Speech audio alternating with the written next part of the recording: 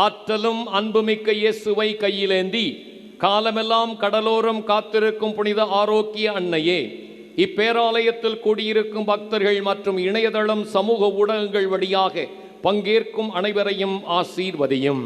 இவர்களின் மனம் சோர்ந்து போகும்போது பால்கார பாலகனின் பால் குடத்தை பொங்கச் செய்தது போல இவர்களின் மனங்களையும் மகிழ்ச்சியால் பொங்கவையும். இவர்கள் தோல்வியால் துவண்டு போகும்போது நடக்க இயலாத சிறுவனை நடக்க வைத்தது போல இவர்களையும் எழுந்து நடக்கவையும்.